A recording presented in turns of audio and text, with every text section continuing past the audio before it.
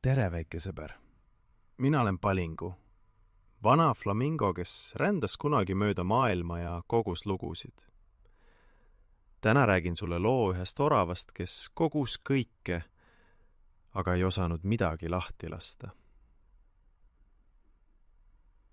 Orav Uku elas kõrge kase otsas, kõige mugavamas puuõõnsuses, mida ükski orav oli näinud.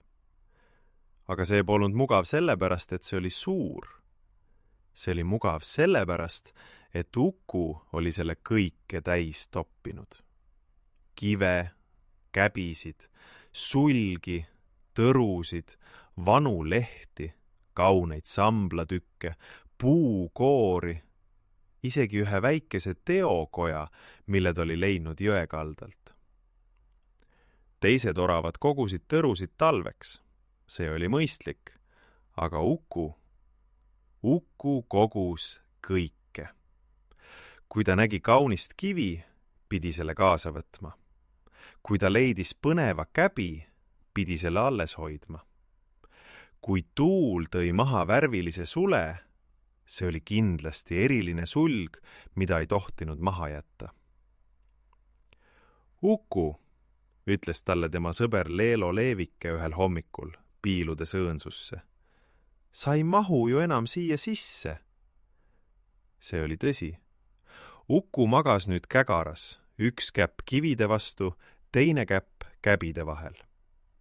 Iga hommik ärkas ta üles seljavaluga ja mingi asi oli tal kaela või kõrva taha roninud. Eile oli ta ärganud nii, et üks käbiseeme oli talle kõrva sisse pugenud. Ma mahun küll, vastas Uku, surudes end oma asjade vahele. Iga asi siin on oluline. See kivi, küsis Leelo, osutades tavalisele hallile kivile. Uku võttis kivi üles ja silitas seda õrnalt. Selle leidsin ma sel päeval, kui me sinuga esimest korda kohtusime. Mäletad? Sa istusid kasel ja laulsid seda naljakat laulu. Leelo mõtles. See oli 2 suve tagasi. Jah, Uku naeratas. Ja see sulg, ta tõstis üles ühe pisikese halli sule. See kukkus taeva pealt alla sel päeval, kui ma nägin esimest korda vikerkaart. Ja need käbid, ta osutas ritta asetatud kuusekäbidele. Iga üks on ühest erilisest päevast. Leelo vaatas Ukut. Aga Uku, sa ei saa ju igavesti kõike alles hoida. Miks mitte, küsis Uku ja roomas tagasi oma õõnsusse, kuhu ta mahtus ainult kõverdunult. Päevad läksid edasi ja Uku kogu kasvas. Iga kord, kui ta midagi ilusat nägi, eriline samblalaik, läikiv jõekivi, punane leht, pidi ta selle kaasa võtma. Ta vedas asju suus üles puulatva, pressides neid oma õõnsusse. Ühel hommikul leidis ta jõe äärest ümmarguse, täiesti sileda kivi. See oli valge nagu kuu ja mahtus täpselt käpa sisse. Seda ma pean hoidma, sosistas Uku. Sellist kivi ei ole ma kunagi näinud. Ta vedas selle üles oma puuõõnsusesse. Surudes ja nihutades sai ta kivi paigutatud tõrude ja lehtede vahele. Aga nüüd ei mahtunud ta enam istuma. Ta pidi seisma. Pole hullu, ütles Uku endale. Seistes on ka hea magada. Leelo lendas mööda ja vaatas teda murelikult. Uku, sa magad seistes. Hobune magab ka seistes, vastas Uku rõõmsalt. Leelo raputas pead ja lendas minema. Siis tuli sügis. Puud värvusid kollaseks ja punaseks ja Uku leidis kõige ilusamad lehed. Ühe kuldselt helkiva kaselelehe, ühe tulipunase vahtralehe ja ühe oranži pihlakalehe. Need olid nii ilusad, et Uku südant valutatas mõte neid maha jätta. Ta vedas lehed oma õõnsusse. Nüüd ei mahtunud ta enam seismagi. Ta rippus pooleldi oksal, pooleldi õõnsuses. Ning siis, ühel päeval, leidis ta metsaservas imeilusa sinise sule. Nii sinist sulge polnud ta kunagi näinud. See oli sinine nagu sügisene taevas, nagu mustikas, nagu jõgi kuu valguses. Selle pean ma kindlasti alles hoidma. Ta võttis sule ettevaatlikult hammaste vahele ja ronis oma kase otsa. Sulg oli nii kerge, et ta peaaegu ei tundnudki seda. Aga üleval ootas teda tuttav probleem. Ta proovis sulge õõnsusse suruda, aga see ei mahtunud. Isegi mitte üks kerge sulg. Uku pressis rohkem. Üks kivi kukkus välja, siis teine. Siis kukkusid 3 käbi maha. Ei. Uku proovis kõike tagasi suruda, aga mida rohkem ta ühte asja lükkas, seda rohkem teisi välja kukkus. Ja siis hakkas tuul puhuma. Algul tavaline tuul, mis mängis lehtedega, aga siis tugevam ja veel tugevam. Oksad hakkasid painduma, puud hakkasid kiikuma. Pilved tulid kokku nagu hallid tekid ja taevas läks pimedaks. Torm! Uku klammerdus oma kase külge. Tuul vuhises ja rebis lehti okstelt. Ja siis prõks! Tugev tuulehoog tabas otse tema õnõnsust. Kivid lendasid välja, käbid lendasid välja, suled keerutasid tuulega minema. Samblatükid, puukoored, lehed, kõik lendasid laiali nagu konfetid. Ei, karjus Uku, minu asjad! Ta proovis neid püüda, aga tuul oli liiga tugev. Ta nägi, kuidas tema kallid kivid kukkusid alla pimedasse, kuidas suled kadusid tuulde, kuidas käbid veeresid mööda maad minema. Uku pigistas silmad kinni ja hoidis oksast kinni. Tuul ulgus, vihma sadas. Ta ei saanud midagi teha. Torm kestis terve öö. Uku kuulis, kuidas tema asjad kukkusid ja veeresid ja kadusid. Iga kõmin oli nagu väike torge südames. Seal läks tema lemmikkäbi. Seal läks see sile valge kivi. Seal läksid sügislehed, mille eest oli nii palju vaeva näinud. Hommikul oli kõik vaikne. Uku avas silmad. Päike paistis läbi märgade lehtede.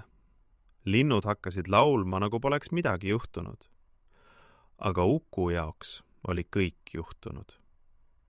Tema puuõõnsus oli tühi. Peaaegu tühi. Põhjas, kõige nurgas, lebas üks ainus asi. See väike teokoda, mille ta oli kõige esimesena leidnud, aastaid tagasi. Sel päeval, kui ta esimest korda oma puuõõnsusse kolis. Uku võttis teokoja üles ja hoidis seda mõlema käpaga. See oli väike ja roosakas, spiraaliga, mis keerdus sissepoole nagu väike saladus. Ja siis istus ta tühjas õõnsuses ja tal oli nii kurb, et ta ei osanud midagi öelda. Ta lihtsalt istus ja hoidis teokoda ning kuulas, kuidas mets ärkas üles pärast tormi. Uku! Leelo Leevike lendas tema juurde. Kas sa oled terve? Uku noogutas vaikselt. Aga mu asjad, kõik on läinud. Leelo istus ta kõrvale. Nad olid pikalt vait. Mäletad seda halli kivi? Küsis Leelo lõpuks. Sa ütlesid, et leidsid selle sel päeval, kui me kohtusime. Jah, sosistas Uku. Mäletad sa seda päeva? Uku sulges silmad ja ta nägi seda. Noor Leelo, kes istus kasel ja laulis seda kõige naljakamat laulu. päike paistis ja Uku naeris nii kõvasti, et kukkus peaaegu oksalt alla. Ma mäletan, ütles Uku ja pisike naeratus ilmus ta näole. Aga see kivi, kas kivi mäletas seda päeva? Uku avas silmad. Ei, kivi ei mäleta midagi. Aga sina mäletad, ütles Leelo. Sina mäletad kõike, ilma kivita. Uku vaatas tühja õõnsust ja mõtles.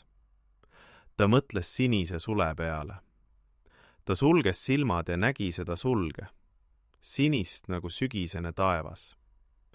Ta mäletas, kuidas päike paistis sel hommikul ja kuidas mustikapõõsas oli täis magusaid marju. Ta mäletas mustikamahla oma käppadel ja seda tunnet, et maailm on ilus. Sulge polnud, aga mälestus oli sama ere. Ta mõtles punaste lehtede peale. Ta nägi neid, kuldsed kaselehed keerlemas tuules, terve mets helkimas nagu tulekera. Ta mäletas seda jahedat sügishommikut ja kaste helmeid ämbliku võrkudel. Lehti polnud, aga mälestus oli sama soe. Ta mõtles käbide peale ja iga käbi taga oli lugu. Ja lood olid kõik veel alles, siin, tema sees. Ükski torm ei saanud neid ära viia. Uku vaatas väikest teokoda oma käpas. See oli kõige esimene asi, mille ta oli kunagi leidnud, isegi enne kive ja käbisid. Ma hoian selle alles, ütles ta. Ainult selle ühe. Miks just selle, küsis Leelo. Uku mõtles. Sest seda ma tahan mäletada. Mitte seda päeva, vaid seda tunnet, et mul on kodu. Leelo ei öelnud midagi. Ta lihtsalt istus Uku kõrval ja nad vaatasid koos, kuidas päike tõusis üle märja metsa. Ja nii oligi. Uku kodu oli nüüd avar ja valgusküllane. Ta magas välja sirutatult, mitte kägaras. Tuul puhus vabalt läbi kodu ja tõi kaasa metsalõhna, niisket sammalt ja männi vaiku. Ja kui ta midagi ilusat leidis, erilise kivi, kauni lehe, põneva käbi, siis ta peatus, vaatas seda pikalt, tundis seda hetke, hingatas sügavalt sisse ja jättis selle maha. Mõnikord oli see raske. Mõnikord sirutas ta juba käpa välja, et asja üles võtta. Aga siis ta meenutas. Mälestus jääb, isegi ilma asjata. Sest Uku teadis nüüd, et kõige kallimad asjad ei mahu ühtegi kodusse. Need mahuvad ainult südamesse. Ja tead, väike sõber, sinul on ka selline koht, kuhu kõik ilusad mälestused mahuvad. See ei saa kunagi täis ja sealt ei vii ükski torm midagi ära. See koht on päris sinu oma. Head ööd, väike sõber. Sinu Palingu.